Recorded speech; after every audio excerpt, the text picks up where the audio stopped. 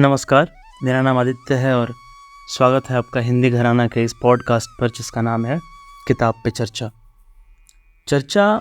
संवाद चलते रहना चाहिए। बात चाहे किताब पर हो, चाहे कविता पर हो, चाहे व्यक्तिगत जीवन की बात हो, व्यक्तिगत अनुभवों की बात हो, संवाद रुकना नहीं चाहिए, क्योंकि अगर संवाद रुका तो सामाजिक चेतना रुक जाएगी और सामाजिक चेतना में जो ग्रोथ है वो रुक जाएगा। और एक बार सामाजिक चेतना का विकास रुक गया तो हम आप और सब लोग जानते हैं, बचपन से सुनते आए हैं कि रुकी हुई चीज़, ठहरी हुई चीज़ सड़ने लगती है, उसमें से बदबू आने लगती है। और एक सड़े हुए समाज में रहना किसको स्वीकार होगा?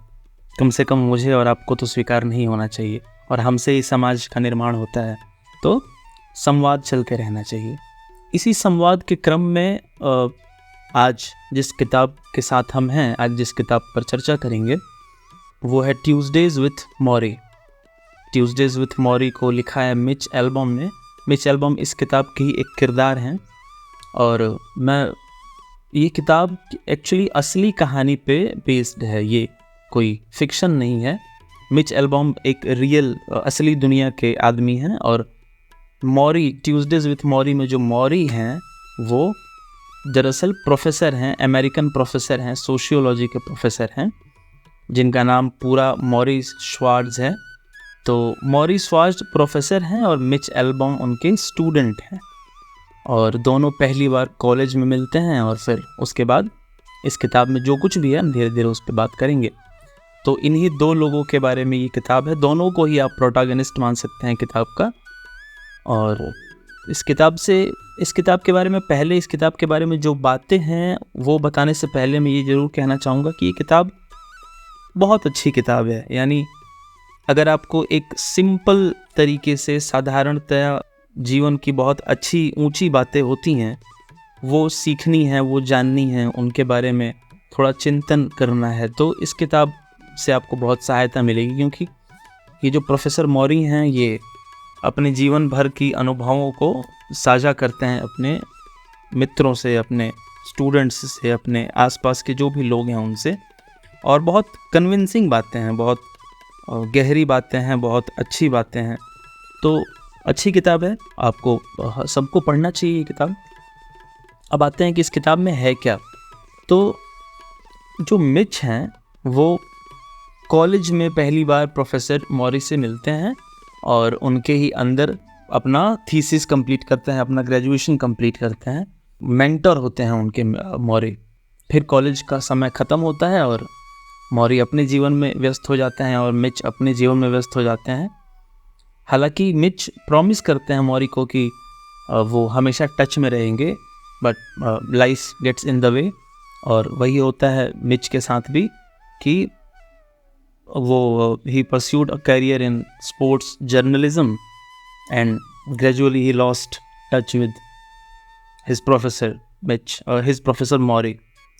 तो जो आइडियल्स, जो वैल्यूज़ उनको प्रोफेसर ने सिखाए होते हैं, धीरे धीरे वो भी छूट जाते हैं, वो भी टच में नहीं रहते और धीरे धीरे वो कुछ और ही बन जाते हैं। जो बातें मौरी ने नहीं सिखाई होती हैं, जो बातें, जिन बातों के पक्ष में कभी नहीं रहे मौरी, वही करने लग जाते हैं ये मिच एल्बम धीरे धीरे जीवन में अपने आगे बढ़ने के क्रम में। एक दिन क्या होता है कि टीवी देखते हुए मिच को पता लगता है कि उनके प्रोफेसर अब बहुत बुजुर्ग हो चुके हैं और उनको एक बहुत ही रेयर बीमारी हो चुकी है जिसका कोई क्योर नहीं है, जिसको ठीक नहीं किया जा सकता। बीमारी का नाम है ALS, एमायोट्रोपिक लेटरल स्क्लेरोसिस। ये बहुत ही खतरनाक किस्म की बीमारी है जो कि नर्वस सिस्टम की बीमारी है। मोटर न्यूरॉन्स डैमेज होने लगते हैं और मांसपेशियां हमारी कमज़ोर होने लगती हैं। तो मसल्स क्योंकि वीक हो जाती हैं तो वो फंक्शन नहीं कर पाती हैं, तो धीरे धीरे हम काइंड ऑफ जिंदा लाश बन जाते हैं। एक बहुत फेमस पर्सनैलिटी जिनको ये बीमारी हुई, हम उनका नाम जानते हैं, वो साइंटिस्ट थे और उनकी एक बहुत ही फेमस किताब है a brief history of time. आप जान ही गए होंगे मैं किन की बात कर रहा हूँ। इस किताब में और जो बातें हैं, मुझे जो इस किताब के बारे में बहुत अच्छी बातें लगीं वो हैं, तो इस किताब में ना बहुत की बातें सिर्फ ट्यूसडेज को ही हैं, मतलब नाम ही है ना ट्यूसडेज विथ मौरी। तो मिच जब भी आते हैं मौरी से मिलने के लिए तो ट्यूसडेज को आते हैं, तो इसीलिए नाम है ट्यूसडेज विथ मौरी। तो कम टोटल 14 ट्यूसडेज में ये किताब बटी हुई है। 14 मंगलवार हैं इस पूरी किताब में जिनमें अलग अलग बातें होती हैं। तो जो कुछ ट्यूसडेज में एक तो सारे ही ट्यूसडेज को जो बातें होती हैं वो आपको बताता हूँ, फिर कुछ जो मुझे अच्छी लगी बातें वो आपसे साझा करूँगा। तो जो पहला ट्यूसडे है वो है कि मौरी और मिच बैठ के दुनिया के बारे में बातें करते हैं। दुनिया कैसी है, दुनिया के लोग कैसे हैं। Morrie expresses his views on society, sometimes criticising how people prioritise जैसे सुपरफिशियल सक्सेस, और ये सब बातें कि आम तौर पे लोग क्या करते हैं। जो मीनिंगफुल ह्यूमन कनेक्शंस होने चाहिए हमारे लाइफ में वो मिसिंग हैं, और कहीं ना कहीं हम सुपरफिशियल सक्सेस को और मॉडर्नाइजेशन को और इन सब चीज़ों को बहुत ज़्यादा वरीयता देने लग गए हैं। इंसानों की वैल्यू इंसान कम करने लग गए हैं। तो दुनिया के बारे में ये जो मोटा मोटी बातें हैं वो करते हैं और कहते हैं कि बहुत ज़्यादा इम्पोर्टेंस है नहीं सोसाइटल नॉर्म्स की, तो उनको रिजेक्ट करने की बात करते हैं। कहते हैं कि मतलब मौरी एम्फसाइज करते हैं कि what is the importance of rejecting societal norms. और फिर इसी में आगे चलते हुए जो सेकंड ट्यूसडे है उसमें बात होती है कि उसका टाइटल है कि we talk about feeling sorry for yourself. तो सेल्फ पिटी के बारे में, खुद के लिए सॉरी फील करने के बारे में बात करते हैं। जैसे क्योंकि मौरी एक बहुत ही लाइलाज बीमारी से ग्रसित हैं, तो वो कहते हैं कि बीमारी चाहे लाइलाज हो या कोई सी बीमारी हो या बीमारी ना भी हो, तो जीवन की जो समस्याएं हैं, हमारी जो मजबूरियां हैं, हमारे जो दुख हैं जीवन के, उनके बारे में सोचकर और हमेशा सेल्फ पिटी करना इज़ नॉट राइट। ठीक है, ये भी नहीं कहा जा रहा है कि आप अपने बारे में ना सोचें, अपने लिए दुख महसूस ना करें, लेकिन इसका ये मतलब नहीं है कि आप अपने जीवन का सारा समय सेल्फ पिटी में ही बिता दें, कि सुबह से लेकर शाम तक आप बैठकर सेल्फ पिटी ही करते रहें कि मेरे साथ ये क्यों हो रहा है, कि मैं ही क्यों, कि मैंने ऐसा क्या किया है, कि मैं बहुत पापी या बहुत बुरा इंसान हूँ क्या, या इस तरह की बातें ठीक है दिमाग में आती हैं, बहुत प्राकृतिक बातें दिमाग में आएंगी, वो ठीक है, नॉर्मल है, पर उन बातों को लेकर कैरी नहीं करना है ना। जैसे अगर मौरी को ALS हो गया तो अब क्या कर सकते हैं, हो गया, तो अब उसके जो दुख हैं, उससे जो प्रॉब्लम्स होती हैं मौरी कहते हैं कि मैं सुबह सुबह जब उठता हूँ तो ये बातें मेरे दिमाग में होती हैं कि मुझे ये क्या हो गया, तो मैं क्या करता हूँ कि सुबह सुबह आधा घंटा 1 घंटा बाथरूम में बैठ के रो लेता हूँ, दुख मना लेता हूँ इन बातों का। पर उसके बाद पूरा दिन मेरे सामने पड़ा है जिसमें मैं कुछ प्रोडक्टिव कर सकता हूँ, अपने लोगों से मिल सकता हूँ, बातें कर सकता हूँ, अभी भी जो छोटे मोटे कॉन्ट्रीब्यूशंस मैं कर सकता हूँ वो तो करूँ ना, या दिन भर बैठ के ऐसे ही रोता रहूँ कि मुझे क्या हो गया और क्यों हो गया, ये बहुत गलत बात है। तो सेल्फ पिटी होना गलत नहीं है, पर हमेशा करते रहना, एक्सट्रीम में करना इज़ रॉन्ग, है ना। और हम जानते भी हैं कि जो एक बहुत ही साधारण फेमस है ये बात कही जाती है कि एक्सट्रीम में कुछ भी करना गलत है, तो सेल्फ पिटी भी एक्सट्रीम में नहीं होनी चाहिए। इसके बाद आगे चलते हुए तीसरे ट्यूसडे को रिग्रेट्स की बात करते हैं, कि वो बताते हैं कि उनका जो विश्वास है वो इस पे है कि हमें रिग्रेट्स नहीं करने चाहिए। जो है जीवन में चल रहा है, जीवन में जो कर रहे हैं वो करते रहें, और जो कर चुके, जो हमसे गलतियां हो गई, वो उनके बारे में सोचकर रिग्रेट ना करें, है ना, उनका पछतावा ना करें। दो शब्द होते हैं ना, एक होता है पश्चाताप और एक होता है प्रायश्चित। तो दोनों सुनने में एक से लगते हैं पर एक्चुअली एक से हैं नहीं। पश्चाताप क्या है कि पाखंड है, हिपोक्रेसी कह सकते हैं पश्चाताप को, कि मैंने शराब पी और शराब पीते ही मुझे ये एहसास हुआ, या पीने के दौरान ही मुझे ये एहसास हुआ कि मैं गलत कर रहा हूँ, तो ये एहसास पश्चाताप है ना, ये एहसास है पश्चाताप, कि मुझे पछतावा तो होता है कि मैं शराब क्यों पीता हूँ, मुझे पछतावा तो होता है कि मैं गालियाँ क्यों दे देता हूँ, तो मैं उनसे कहता हूँ कि पछतावा जब तक रहेगा मस्का ड्रिंकिंग का, तब तक वो हैबिट नहीं छूटनी, क्योंकि पछतावा पाखंड है। पछतावा आप करते ही इसलिए हैं ताकि आप छुपा लें खुद को, आप खुद को एक और बार करने के लिए प्रोत्साहित कर सकें कि अरे यार पछतावा तो हो रहा है ना, मुझे धीरे धीरे छोड़ दूंगा। तो पछतावा पाखंड का दूसरा नाम है। अच्छा, दूसरा शब्द है प्रायश्चित। क्या है प्रायश्चित?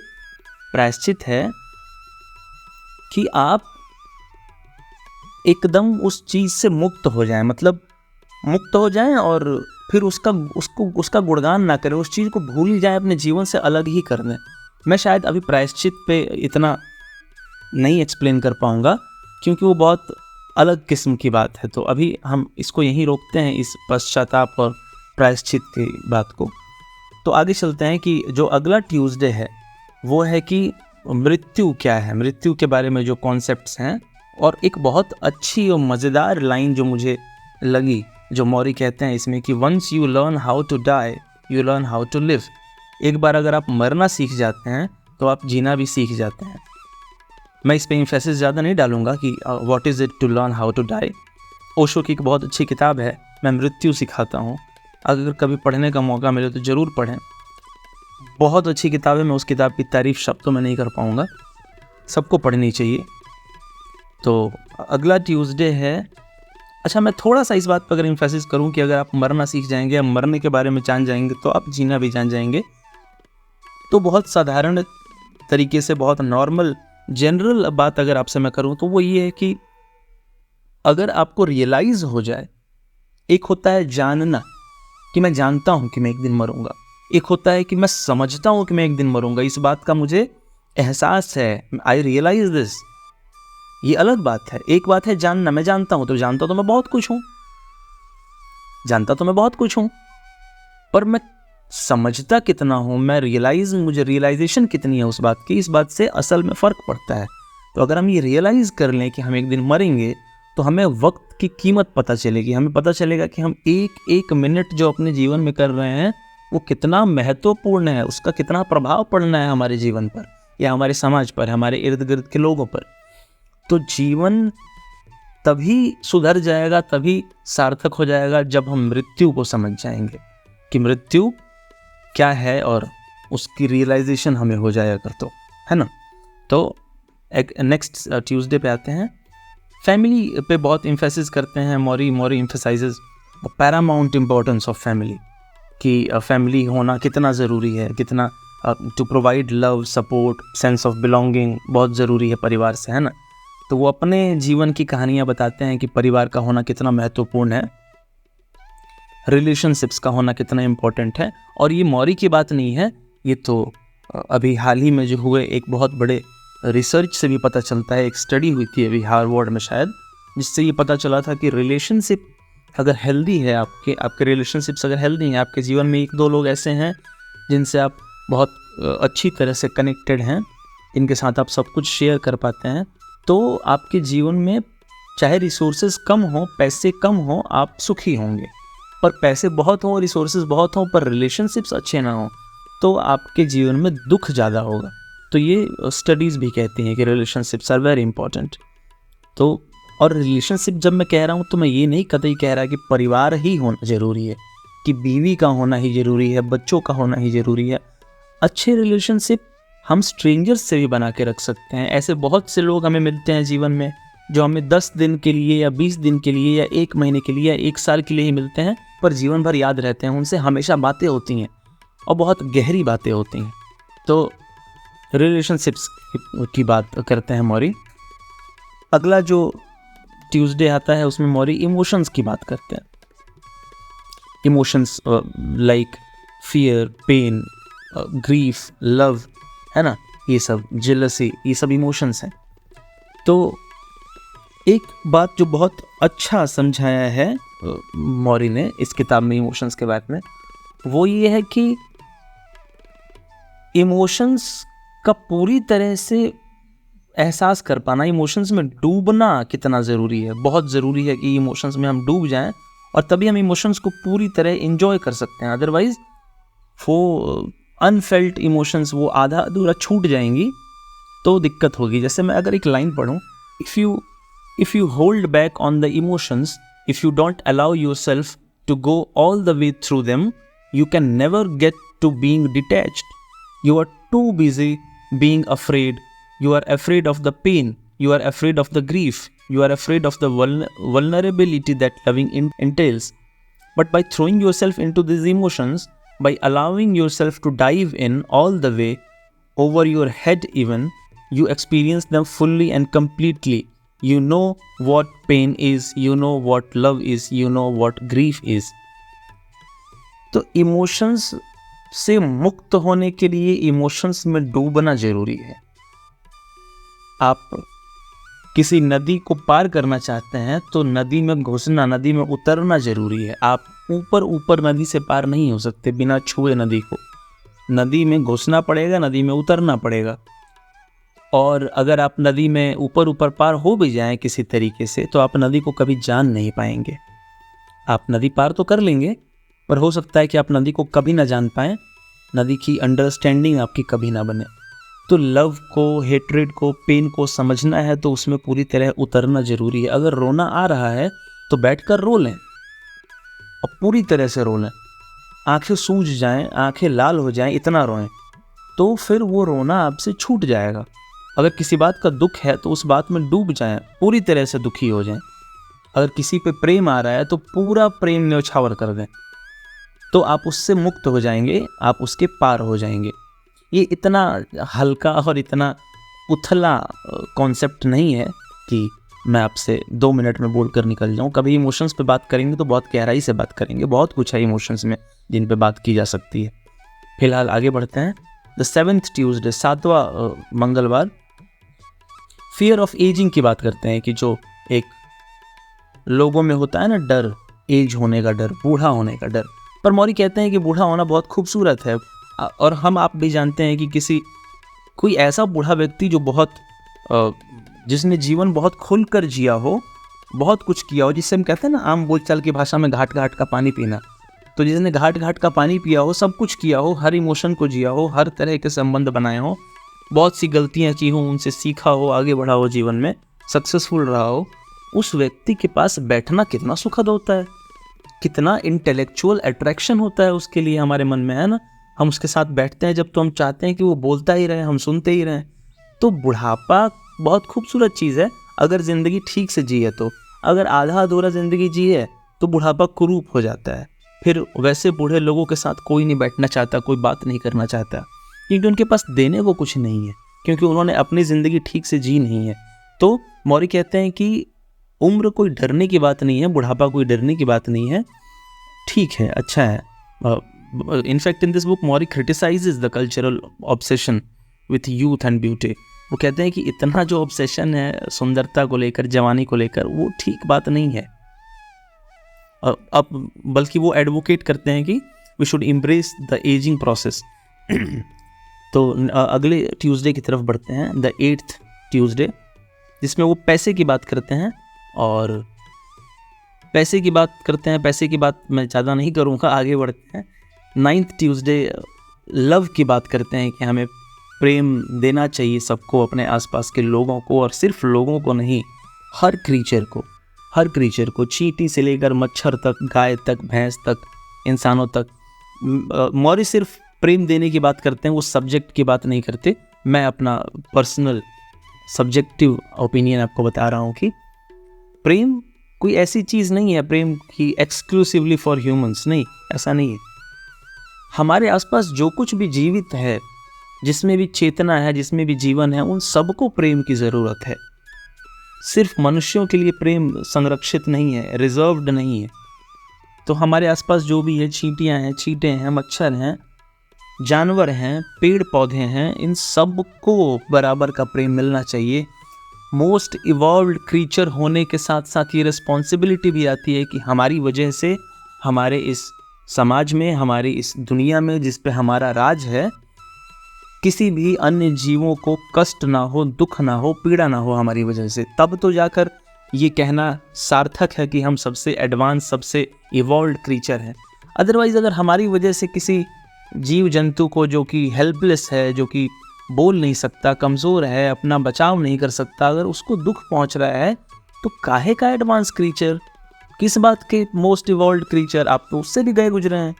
बेकार है आपका होना यहाँ पे। अगर आपकी वजह से किसी लिविंग क्रीचर को किसी भी तरह की पीड़ा पहुँच रही है, किसी भी तरह का दुख पहुँच रहा है, तो मत कहिए अपने आप को एडवांस क्रीचर। आप physically you are evolve, but intellectually brain से आप अभी भी जंगल में ही हैं। I am so sorry to say this.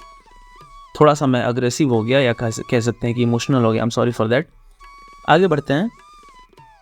आगे है कि मैरिज की बात करते हैं, फिर कल्चर की बात करते हैं, फॉरगिवनेस की बात करते हैं। फॉरगिवनेस में बहुत अच्छी बात कहते हैं कि हमें पहले खुद को माफ़ करना बहुत ज़रूरी होता है, फिर हम सबको माफ़ कर सकते हैं। तो कुल मिला जुला कर ये किताब बहुत थॉट प्रोवोकिंग बुक है, अच्छी किताब है, और बहुत fundamental aspects of human experience की बात है, तो सबको पढ़ना चाहिए। मिच जो हैं तो वो बहुत ही वैल्यूएबल लेसन सीखते हैं about love, about work, about family, about ageing, about death, Morrie के विजडम से। तो और ज़्यादा ना बोलते हुए इस किताब के बारे में, अच्छा मैंने इस किताब को पढ़ते हुए कुछ बातें लिखी थी, कुछ लाइंस लिखी थी जो बहुत अच्छी लगी मुझे। मैं वो आपके सामने एक एक करके रखूँ अगर। तो पहली लाइन जो मुझे बहुत अच्छी लगी वो ये है कि once you learn how to die you learn how to live.